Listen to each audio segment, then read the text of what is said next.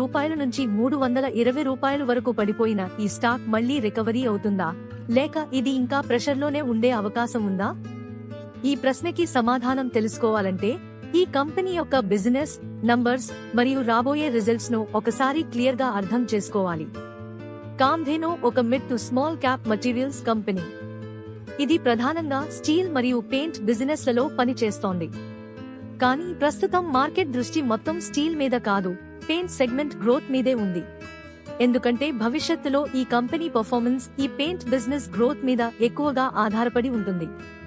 Paint segment లో 25% నుండి 30% వరకు గ్రోత్ రావాలి. ఈ గ్రోత్ సస్టైన్ అయితేనే ఈ కంపెనీకి స్ట్రాంగ్ రేటింగ్ అవకాశం ఉంటుంది.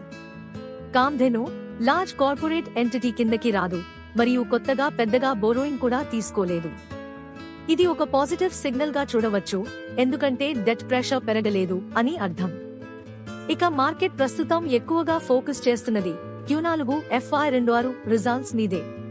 అనలిస్ట్స్ అంచనాలు ప్రకారం రెవెన్యూ 1650 నుంచి 1800 కోట్ల రూపాయల మధ్య ఉండొచ్చు మరియు ప్రాఫిట్ 30 నుంచి 42 కోట్ల రూపాయల మధ్య ఉండొచ్చు.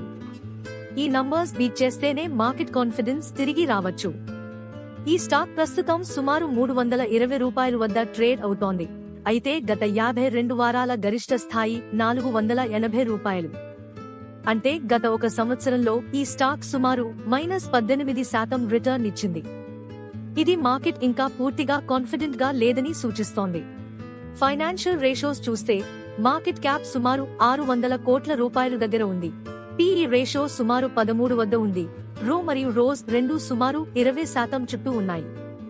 అంటే వాల్యుయేషన్ చాలా ఎక్కువగా లేదు మరియు కంపెనీ రిటర్న్స్ కూడా డీసెంట్ గా ఉన్నాయి. రెవెన్యూ సుమారు 754 కోట్ల రూపాయలు మరియు ప్రాఫిట్ 78 కోట్ల రూపాయలు ఉన్నట్టు సమాచారం ఉంది. అయితే గత 5 సంవత్సరాల్లో రెవెన్యూ గ్రోత్ కొంత మందగించింది, అయినా కూడా ప్రాఫిటబిలిటీ మాత్రం పాజిటివ్ గా కొనసాగుతోంది.